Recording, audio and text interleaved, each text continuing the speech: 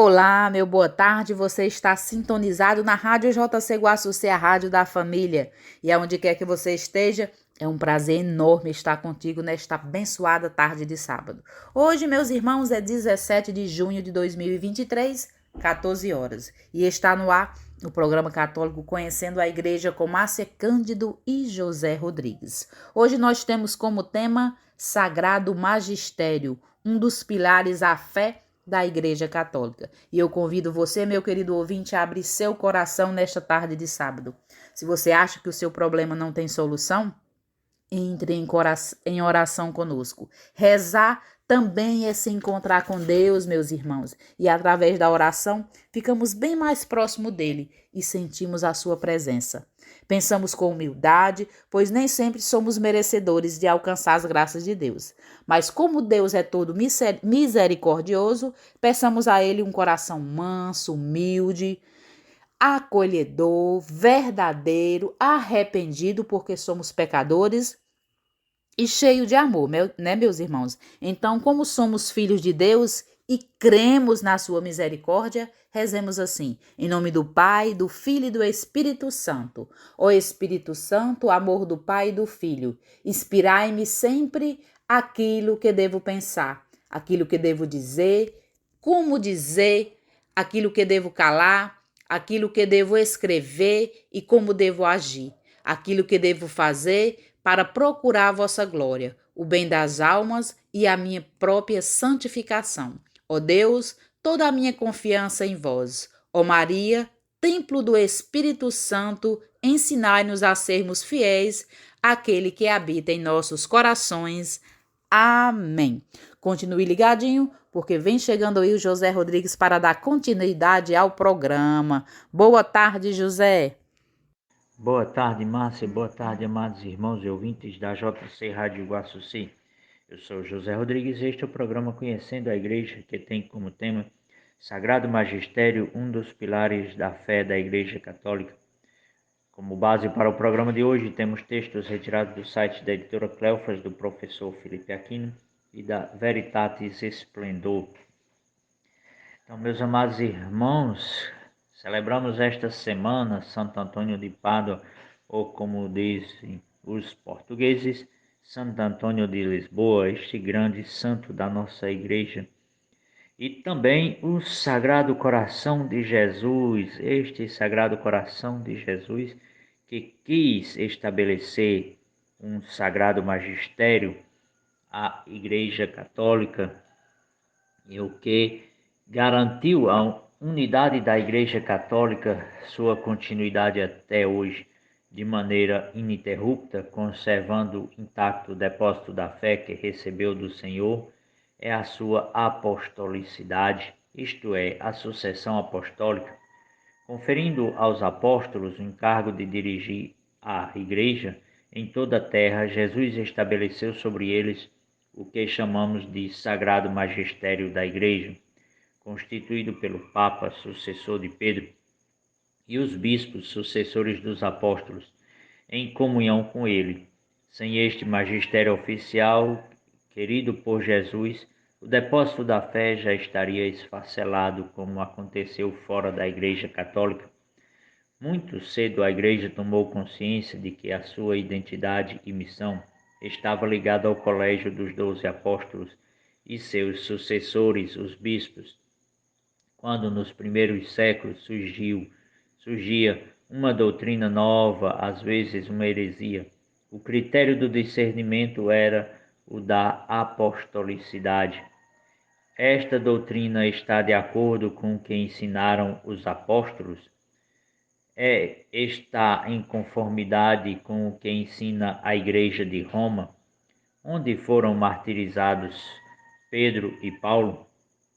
Essas eram as perguntas mais importantes para se chegar ao discernimento. Isto porque os apóstolos foram as testemunhas oculares do Senhor e dele receberam diretamente tudo o que ele ensinou e realizou para a salvação da humanidade. Então, meus amados irmãos, nós vimos aí dois dos critérios para discernir se o ensinamento estava de acordo com o que ensina a igreja, com o que ensinou o nosso Senhor Jesus Cristo, ou seja, o Sagrado Magistério da igreja está de acordo com o que Paulo e Pedro ensinaram os apóstolos, com a igreja de Roma, está de acordo com a sagrada tradição que nós recebemos dos apóstolos, os ensinamentos que eles receberam do Senhor Jesus. Então, eram os questionamentos que iam dando o direcionamento para saber se o ensinamento estava de acordo com a doutrina da igreja, de acordo com o ensinamento dos apóstolos, ou era simplesmente um erro, uma heresia. Então, a igreja é a sucessora de Israel. O povo de Israel era a posteridade das 12 tribos de Jacó, que Deus chamou a Israel. Da mesma forma, a igreja é a posteridade dos 12 apóstolos. Jesus mesmo relacionou a escolha dos 12 com as 12 tribos de Israel, que prefiguravam a igreja. Em verdade vos declaro, no dia da nova renovação do mundo, quando o Filho do Homem estiver sentado no trono da glória, vós que me haveis seguido estareis sentados em 12 tronos para julgar as 12 tribos de Israel. Mateus capítulo 19, versículo 28. O livro do Apocalipse revela a igreja como a Jerusalém celeste, construída sobre 12 pedras fundamentais, nas quais estão escritos os nomes dos 12 apóstolos do Cordeiro. Levou-me em espírito a um grande e alto monte, e mostrou-me a cidade santa, Jerusalém, que descia do céu, junto de Deus, revestida da glória de Deus. Assemelhava-se a uma pedra preciosa, tal como o jaspe cristalino. Tinha grande e alta muralha com 12 portas, guardadas por 12 anjos. Nas portas estavam gravados os nomes das 12 tribos dos filhos de Israel. Ao oriente havia 3 portas, ao setentrião 3 portas, ao sul 3 portas e ao ocidente 3 portas. A muralha da cidade tinha 12 fundamentos, com os nomes dos 12 apóstolos do Cordeiro. Apocalipse capítulo 21, versículos de 12 a 14.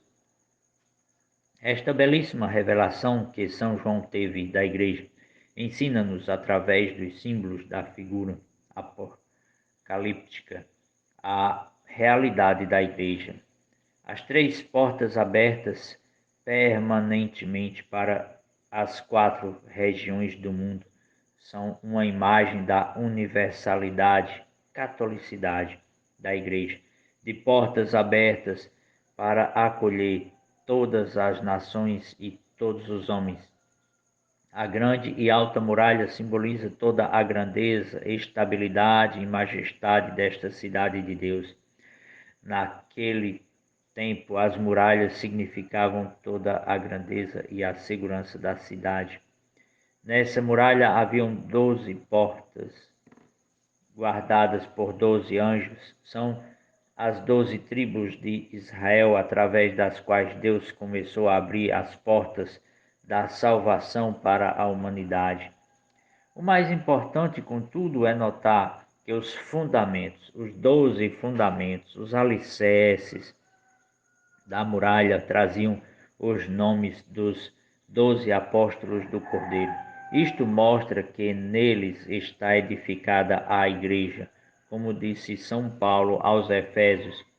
Consequentemente, já não sois hóspedes nem peregrinos, mas sois concidadãos dos santos e membros da família de Deus, edificados sobre o fundamento dos apóstolos. Efésios capítulo 2, versículo 20.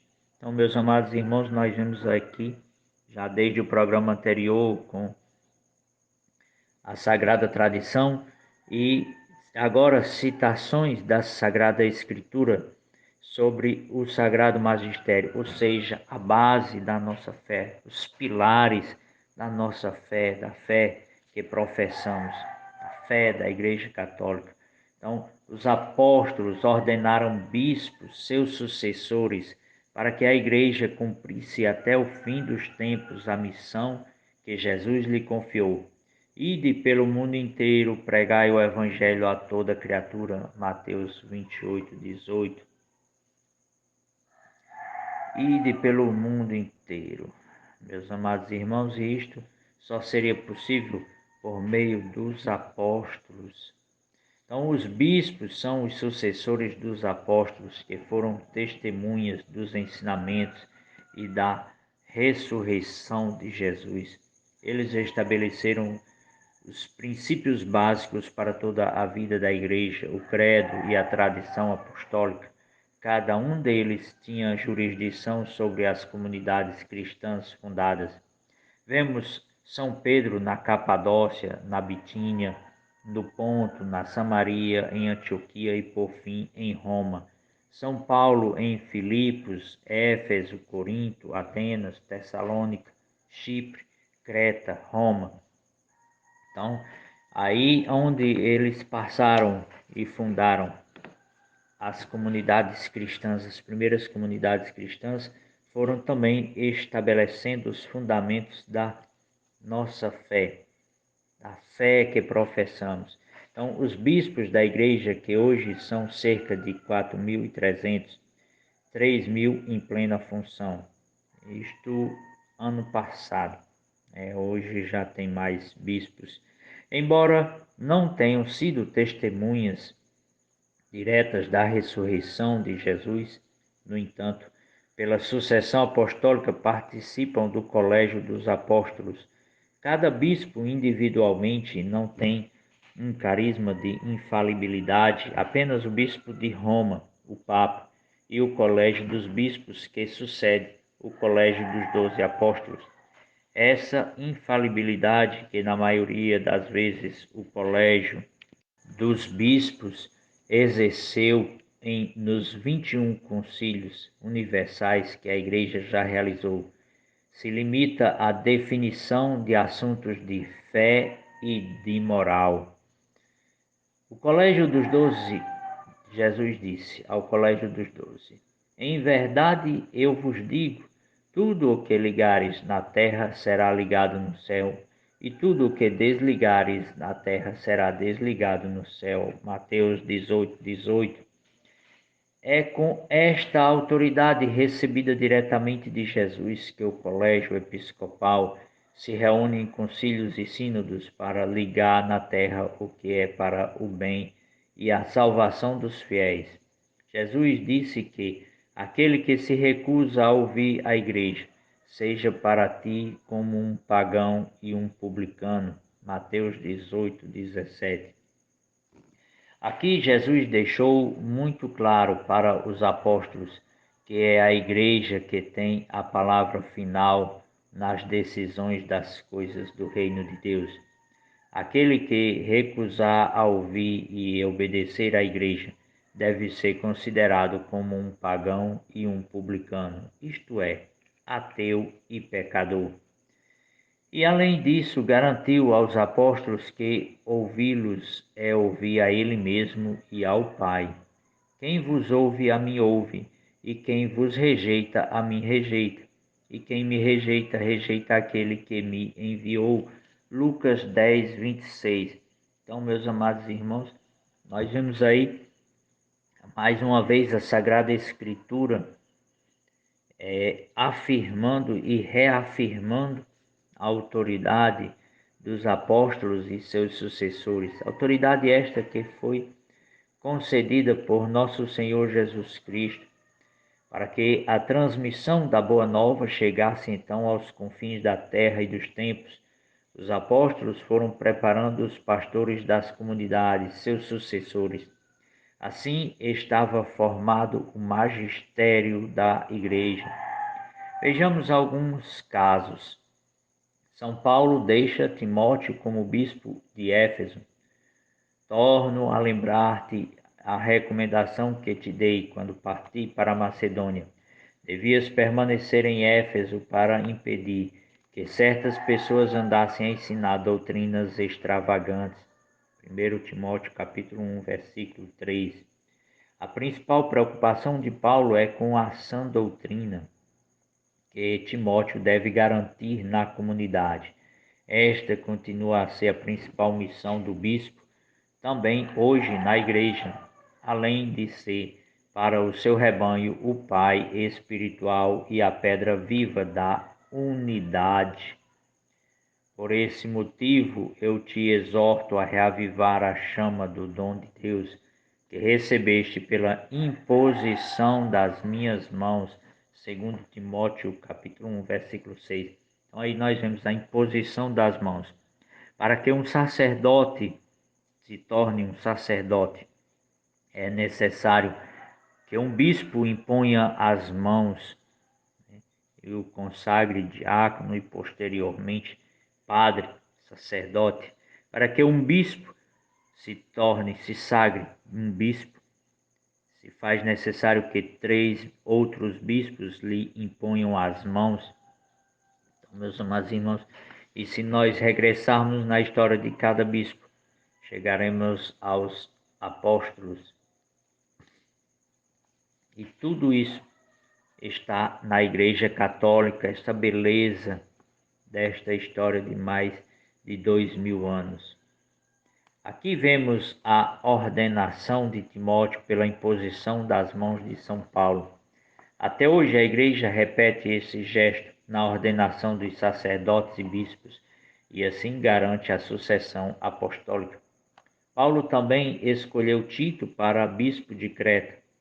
Eu te deixei em Creta para acabares de organizar tudo e estabeleceres anciãos, sacerdotes, em cada cidade, de acordo com as normas que te tracei. Tito, capítulo 1, versículo 5. Essa passagem mostra que os apóstolos iam definindo as normas da igreja, que foram formando a sagrada tradição apostólica, tão importante e legítima quanto a própria Bíblia. Para a comunidade de Filipos, São Paulo envia Epafrodito. Julguei necessário enviar-vos vosso irmão Epafrodito, meu companheiro de labor e de lutas. Filipenses capítulo 2, versículo 25. O autor da carta aos Hebreus, provavelmente alguns dos discípulos de São Paulo, recomenda aos fiéis aos seus dirigentes: sede submissos e obedecei aos que vos guiam, pois eles velam por vossas almas e delas devem dar contas. Hebreus capítulo 13, versículo 17. E assim cada sacerdote vela pelo seu rebanho, pela paróquia, e cada bispo vela pela sua diocese, pelas almas das suas dioceses. E assim vamos. E o bispo de Roma vela por toda a igreja, ou seja, o Papa. Nos Atos dos Apóstolos, vemos São Paulo despedindo-se emocionado dos anciãos de Éfeso. Não tornareis a ver minha face. E recomenda-lhes o rebanho como sua grande preocupação. Cuidai de vós mesmos e de todo o rebanho sobre o qual o Espírito Santo vos constituiu bispos, para pastorear a igreja de Deus, que ele adquiriu com seu próprio sangue. Sei que depois de minha partida, se introduzirão entre vós os lobos cruéis, que não pouparão o rebanho. Atos capítulo 20, versículo 28. E esta era uma preocupação legítima de São Paulo, meus amados irmãos.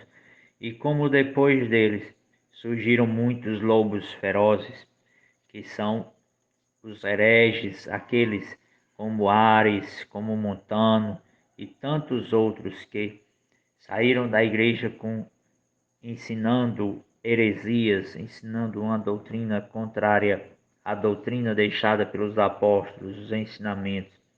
Então esta era a preocupação de São Paulo, como é até hoje dos bispos da Igreja Católica.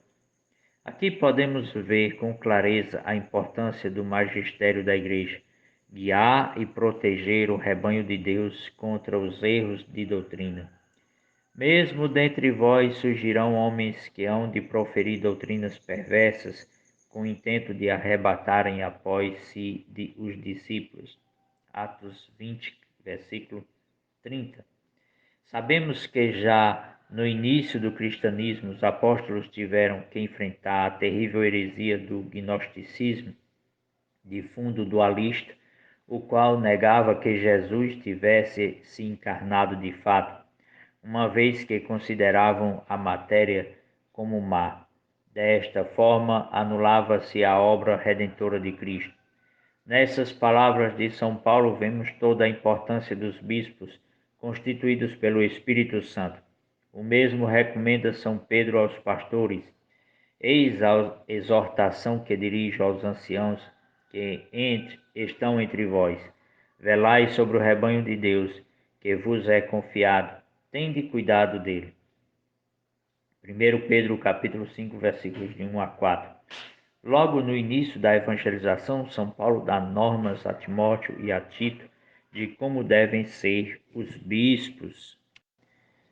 Eis uma coisa certa: quem aspira ao episcopado saiba que está desejando uma função sublime, porque o bispo tem o dever de ser irrepreensível, casado uma só vez, sóbrio, prudente, regrado no seu proceder, hospitaleiro, capaz de ensinar.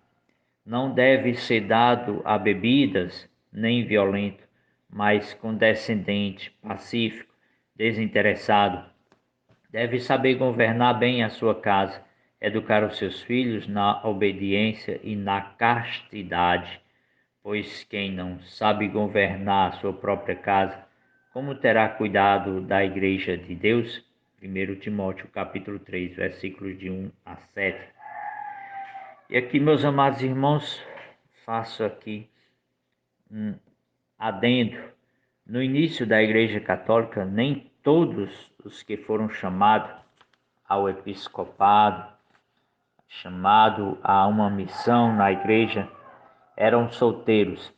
Então, estava iniciando poucos, então se escolhia aqueles que o Espírito Santo inspirava.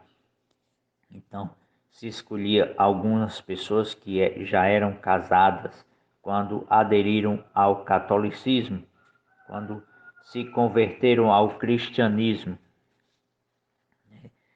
Então, por isso que os bispos, alguns eram casados, assim como São Pedro foi casado quando Cristo chamou, ele já era casado. Também a Tito, a quem São Paulo delega o poder de ordenar outros bispos, ele faz recomendações semelhantes ao escolher os pastores. Sejam escolhidos entre quem seja irrepreensível, casado uma só vez, tenha filhos fiéis.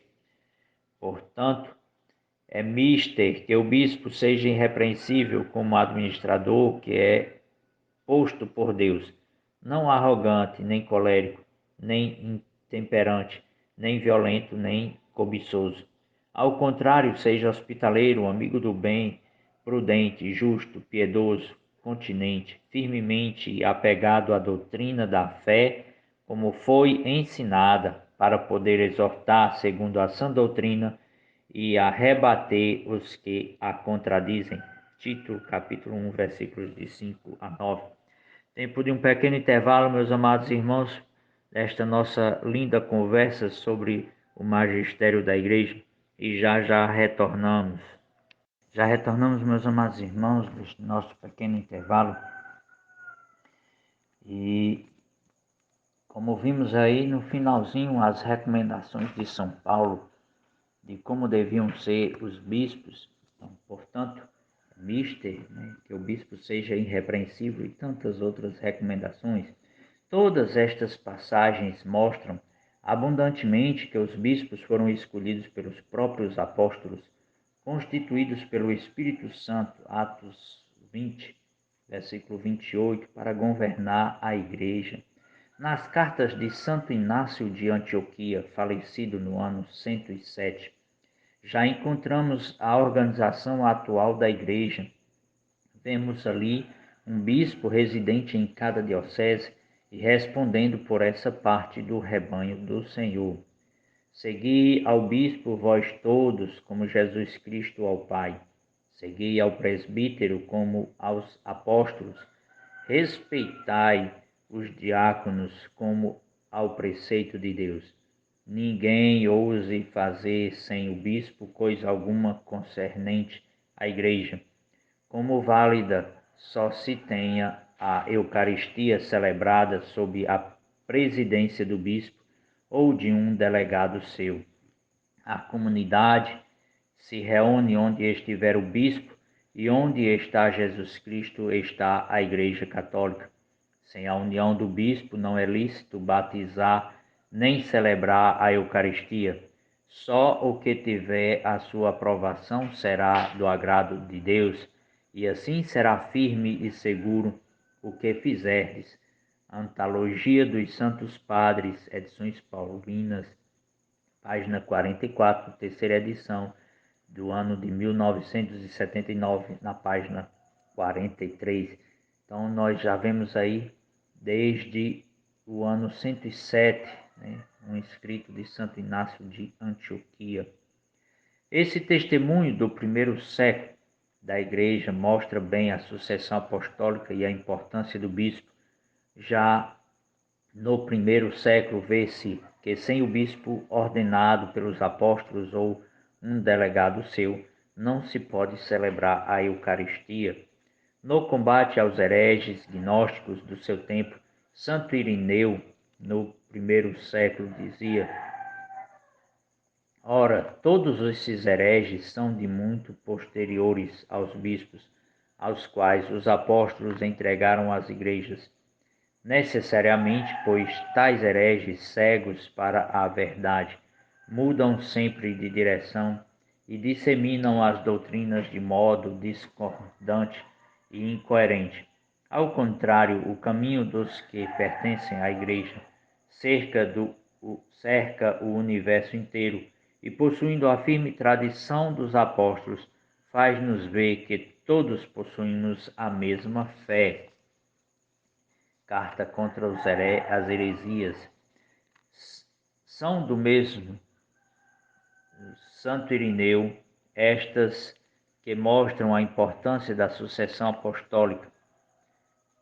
Foi inicialmente na Judéia que os apóstolos estabeleceram a fé em Jesus Cristo e fundaram igrejas, partindo em seguida para o mundo inteiro, a fim de anunciarem a mesma doutrina e a mesma fé. Em todas as cidades iam fundando igrejas, das quais, desde esse momento, as outras receberam o enxerto da fé, a semente da doutrina, e ainda recebem cada dia para serem igrejas. É por isso mesmo que sejam consideradas como apostólicas, na medida em que forem rebentos das igrejas apostólicas. É necessário que tudo se caracterize segundo a sua origem.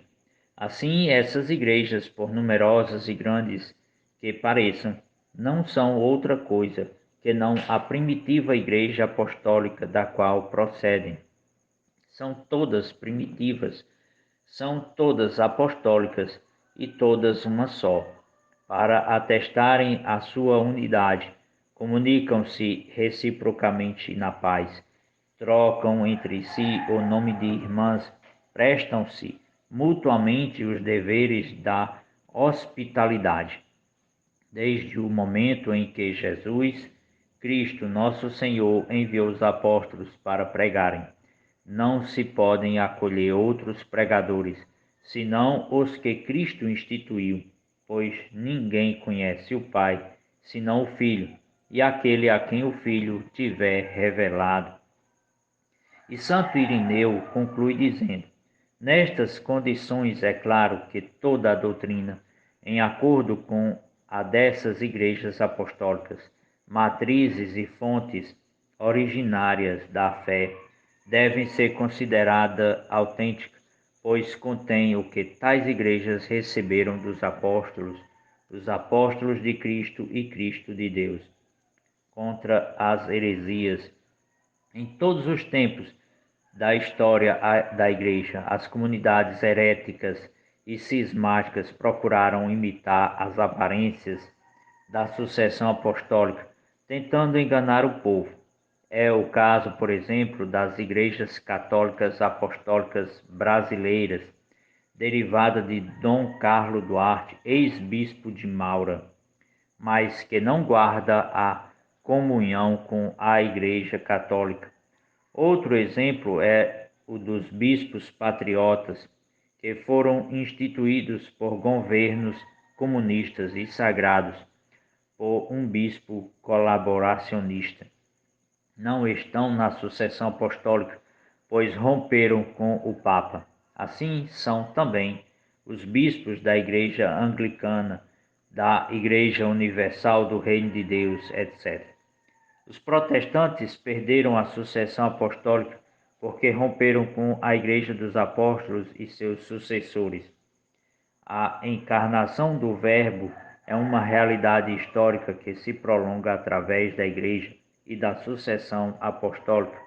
Jesus disse claro aos apóstolos: estarei convosco até a consumação dos séculos. Mateus capítulo 28, versículo 20. Os santos padres da Igreja diziam: Ubi Petrus, ubi ecclesia, ibi Christus. Onde está Pedro, está a Igreja. Onde está a Igreja, está Jesus Cristo. Então, meus amados irmãos, aqui faço questão de repetir, não em latim, mas em português. Onde está Pedro, está a Igreja. Onde está a Igreja, está Jesus Cristo. Então, a Igreja reza na Santa Missa, no prefácio dos apóstolos: Pastor eterno, vós não abandonais o rebanho, mas o guardais constantemente pela proteção dos apóstolos. E assim a Igreja é conduzida pelos mesmos pastores que pusestes à sua frente, como representantes do vosso Filho Jesus Cristo, Senhor nosso. Por esta oração eucarística, observamos que a Igreja vê nos seus pastores hierárquicos os representantes do próprio Senhor. Afinal, foi a eles que Jesus disse no momento de sua ascensão: Vós sereis testemunhas de tudo isto. Lucas capítulo 24, versículo 48. Sereis minhas testemunhas até os confins do mundo. Atos capítulo 1, versículo 8. Eles, os apóstolos, foram enviados em missão pelo próprio Senhor. Quem vos recebe, a mim recebe, e quem me recebe, recebe aquele que me enviou. Mateus 10, versículo 40.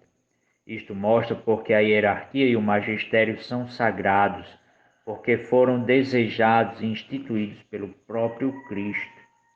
Então, meus amados irmãos, e aqui faço questão de citar um escrito de Santo Irineu de Lyon, Santo Irineu de Lyon, na França. Então, os bem-aventurados apóstolos que fundaram e edificaram a igreja transmitiram o governo episcopal a Lino.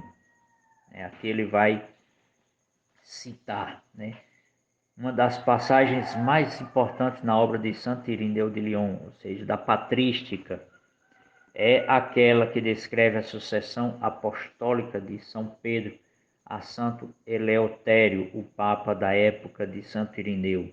Santo Irineu descreve alguns fatos de alguns destes bispos, que ao todo são 12 papas. Esta descrição se encontra na primeira parte do terceiro livro, no capítulo 3, versículo 3. Note a linha vermelha, que é esta que eu li anteriormente. Os bem-aventurados apóstolos que fundaram e edificaram a igreja transmitiram o governo episcopal a Lino. Então, Santo Irineu nos dá a confirmação de que os apóstolos fundaram e edificaram a igreja e transmitiram o governo episcopal a Lino, ou seja, o governo da igreja católica foi entregue a outras pessoas após o martírio de São Pedro. Então aqui nós vamos entender porque nós somos a Igreja Católica Apostólica Romana. Então, aquele Lino que Paulo lembra na Epístola a Timóteo, Lino teve como sucessor Anacleto, depois dele.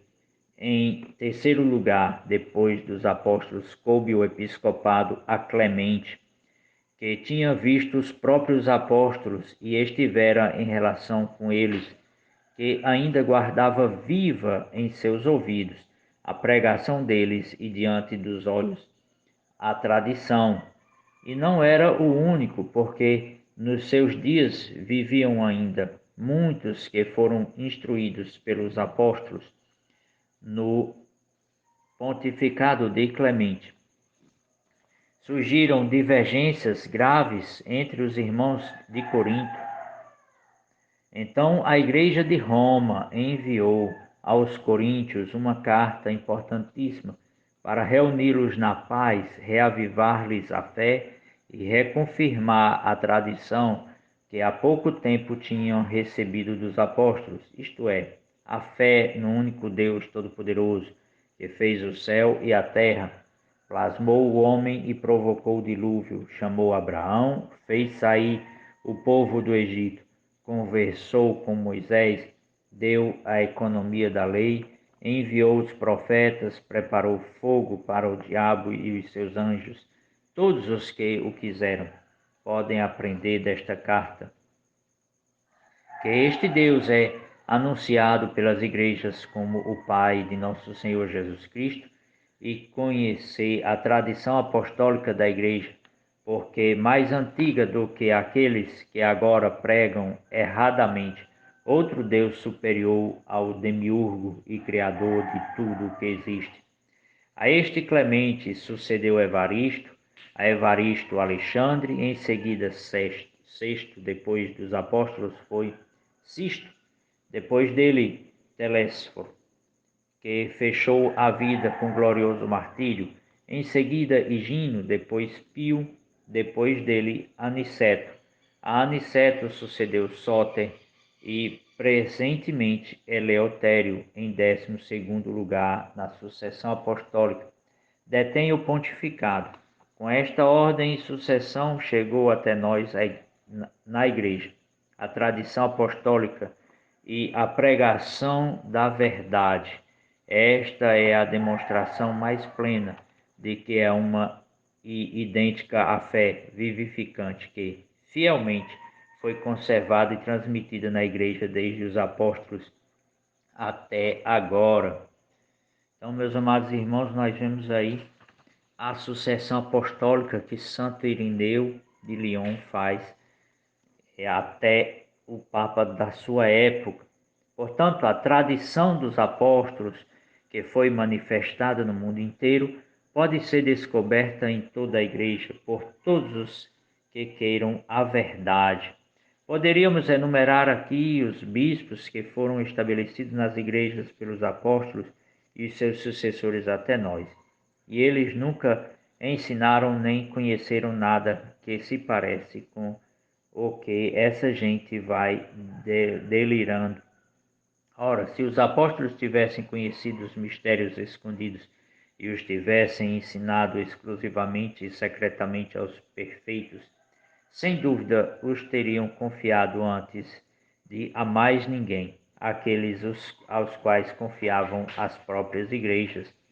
Com efeito, queriam que os seus sucessores, aos quais transmitiam a missão de ensinar, fossem absolutamente perfeitos e irrepreensíveis em tudo, porque, agindo bem, seriam de grande utilidade, ao passo que, se falhassem, seria a maior calamidade.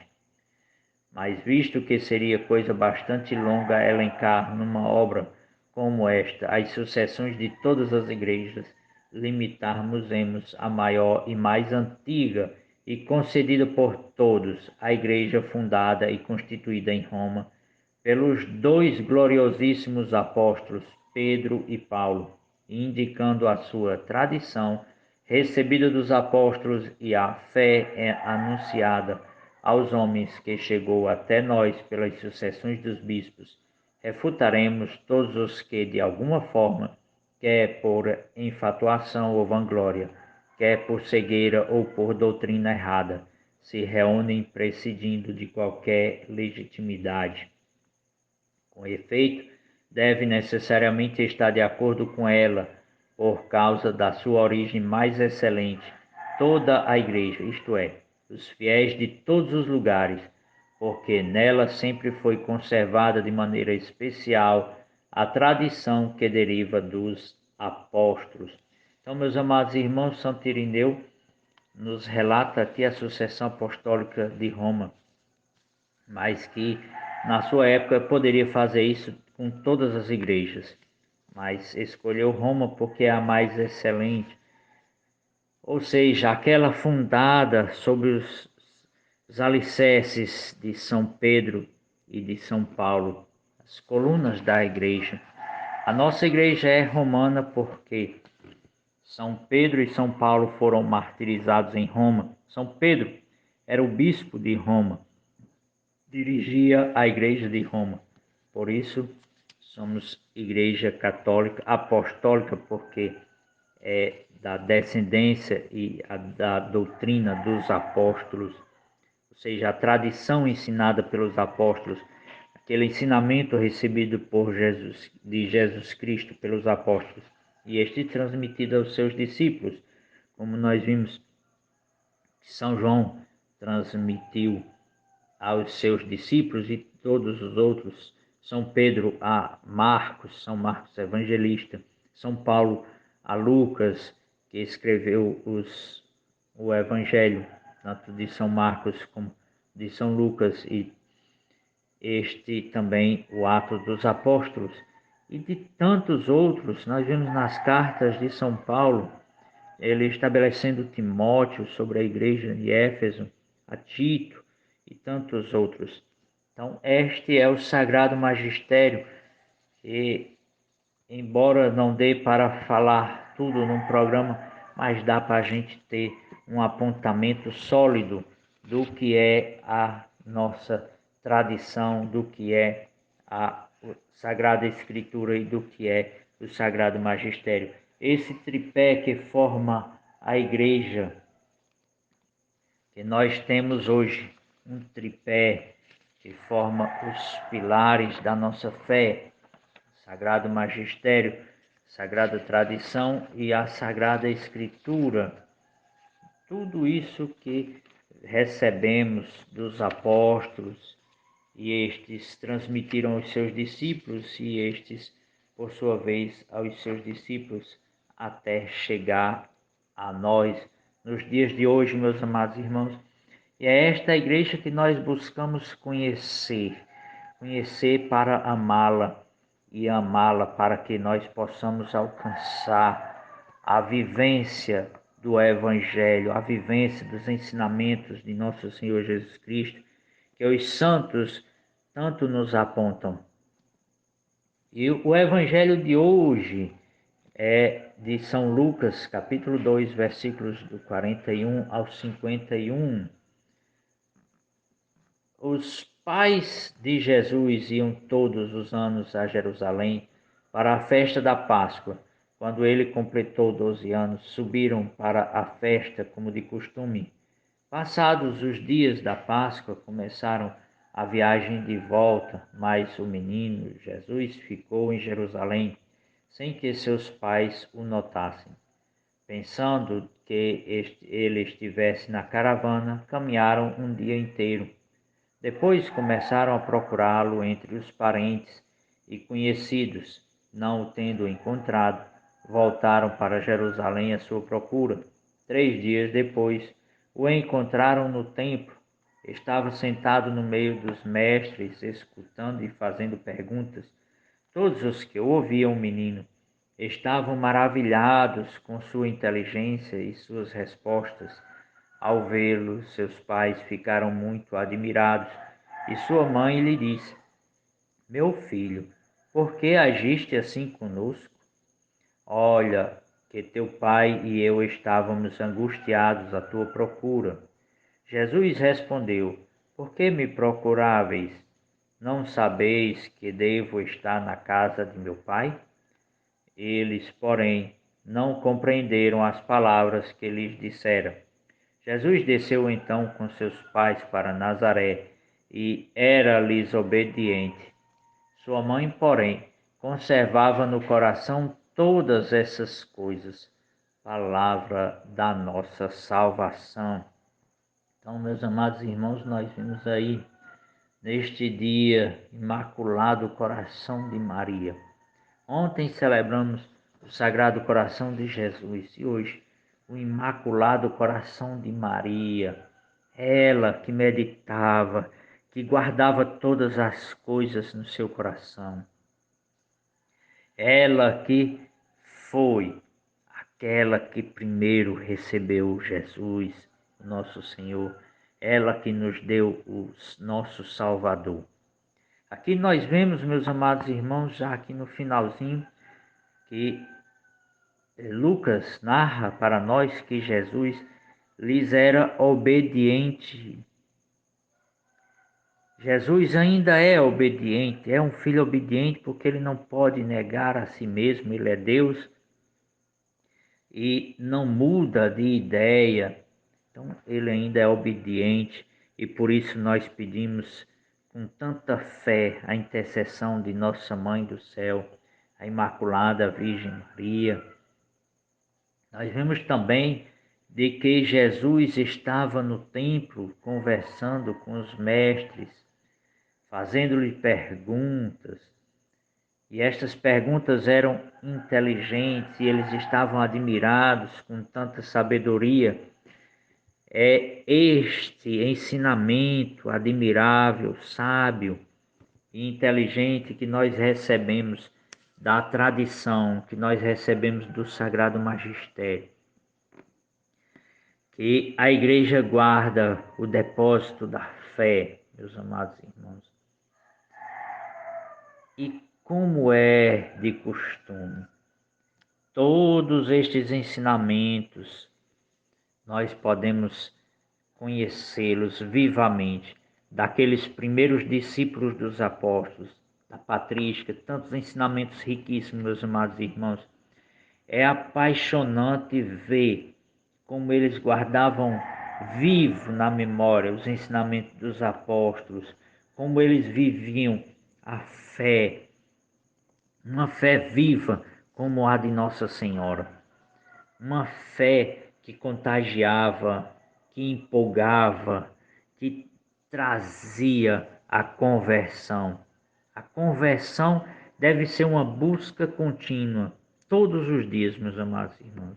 Rezemos esta Ave Maria, pedindo a intercessão de Nossa Mãe, do Imaculado Coração de Maria, do Sagrado Coração de Jesus, pedindo a graça desta conversão diária, a busca pela conversão diária, do encontro como Maria Madalena teve com Jesus, como a Samaritana e tantos outros encontros transformadores. Nós possamos ter este encontro com a verdade, com o próprio Cristo que nos é anunciado hoje. Ave Maria, cheia de graça, o Senhor é convosco. Bendita sois vós entre as mulheres, bendito é o fruto do vosso ventre, Jesus. Santa Maria, Mãe de Deus, rogai por nós, pecadores, agora e na hora de nossa morte. Amém. Viva Cristo Rei, viva a Imaculada Conceição da Virgem Maria. Bom, meus irmãos, estamos chegando ao final do programa de hoje. Só tenho a agradecer a participação de vocês, o carinho da sintonia. E eu queria fazer um convite a você. Você que tem Bíblia em casa, vamos nos habituar a ler a palavra de Deus. Se você tem liturgia diária, todos os dias na liturgia diária tem um evangelho do dia. E a gente pode assim estar lendo, refletindo para nós essa palavra. E se observarmos a mensagem, muitas vezes aquele problema que a gente está passando na nossa vida, Deus fala para nós a solução através de uma palavra na Bíblia, na leitura. Vamos nos habituar a fazer isso? Ler um salmo todos os dias na sua casa e você verá como tudo mudará. Como a luz de Cristo mudará a sua casa, a sua família, através dessas palavras ditas na Bíblia. O evangelho de hoje é Lucas, capítulo 2, do versículo 41 ao 51. É o evangelho, os pais de Jesus que iam todos os anos a Jerusalém para a festa da Páscoa. José e Maria levaram Jesus, que já tinha 12 anos, para a festa da Páscoa. E na volta, eles percebem que o menino não volta com eles na caravana, né? E se observarmos nesse evangelho,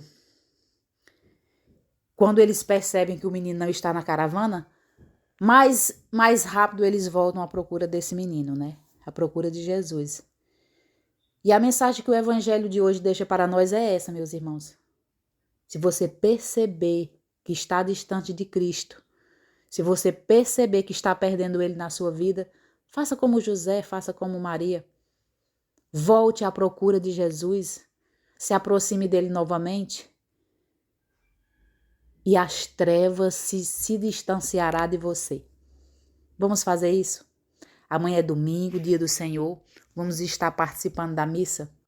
Lembremos sempre que Deus é que nos dá força, Ele que nos sustenta. E se observarmos, Ele cuida de nós, de tudo que acontece na nossa vida, do nosso acordar até o anoitecer. E nós só precisamos retribuir esse amor através das nossas ações. Então, meus irmãos, um ótimo final de semana. Eu espero que vocês tenham gostado da explicação, porque tudo aqui nós fazemos com muito carinho para você. Um forte abraço e até no próximo sábado, se assim Deus nos permitir.